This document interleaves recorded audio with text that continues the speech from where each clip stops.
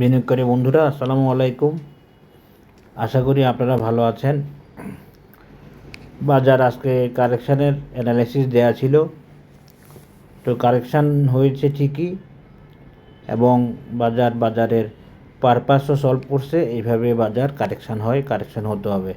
বাজার মূলত ভলিউমটাকে ভালো রাখার চেষ্টা করছে, কিছু শেয়ার ধরিয়ে দেওয়ার চেষ্টা করছে। এটা আসলে ধরে দেওয়ার সাইডওয়ে, যেটা আমার অ্যানালিসিসে এটা ধরিয়ে দেওয়ার সাইডওয়ে। এটা কারেকশান মানে এটা আসলে ডিস্ট্রিবিউটিভ সাইডওয়ে। এই ডিস্ট্রিবিউটিভ সাইডওয়েতে বাজার ছিল এবং বাজার কারেকশান হয়েছে, আমার অ্যানালিসিস ওকে হয়েছে। এবং কারেকশান হয়েছে, অ্যানালিসিস ওকে হয়েছে, এটা বড় কথা না। বাজার কারেকশান বাজারের আরও আছে, এটাই বলে রাখছিলাম, এটার উপরে আসি।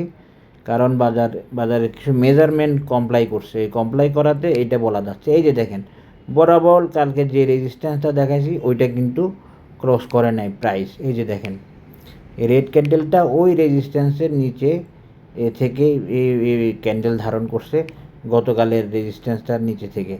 তো এটা আসলে এটা কি ক্যান্ডেল, কেমন ক্যান্ডেল? রিভার্সাল ক্যান্ডেল, এটা আপনারা জানেন, আমি আর এত ডিটেলস বলার দরকার নেই। কালকে কিছু ইচড়ে পাকা,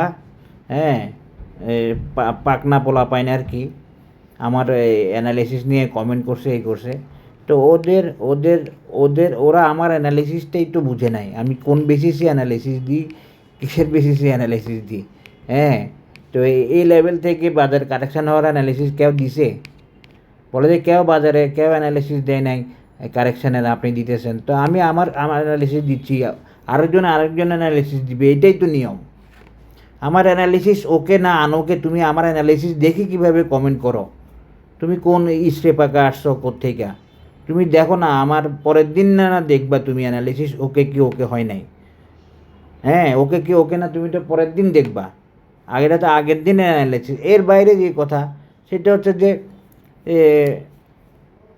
আমার অ্যানালিসিস ওকে না, তো তুমি একটা ওকে অ্যানালিসিস দিয়ে দেখাই দাও যে তুমি এইটা ভুল করছো, তোমার অ্যানালিসিস এইটা ঠিক না, আমি একটা অ্যানালিসিস দিচ্ছি এরকম এটা উঠবে, তাইলে না একটা কথা ছিল। তো এগুলো নিয়ে আর কথা বলতে চাই না। এগুলা অর্বাচীন, এই ইস্টে পাকা, এগুলা ঠিক হয়ে যাবে। এই বাজারে তো বলছি না আপনাকে, এই বাজারে সব বিশেষজ্ঞ আছে। হ্যালো, আসসালাম স্যার। জি,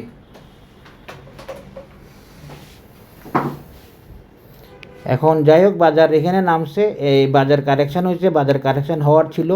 এই মেজারমেন্টগুলো যারা বুঝবে তারাও বুঝবে যে এটা একটা মেজারমেন্ট বেস কারেকশান বা একটা রেজিস্ট্যান্স। এই মেজারমেন্টগুলো যারা বুঝবে, এই যে এখান থেকে এতটুকু বাড়ছে, এখান থেকে এতটুকু বাড়ছে, এখান থেকে এতটুকু বাড়বে, এটা যারা বুঝবে তারাও হবে, তারাও বুঝবে যে না আমি কি বলতেছি, কেন বলতেছি।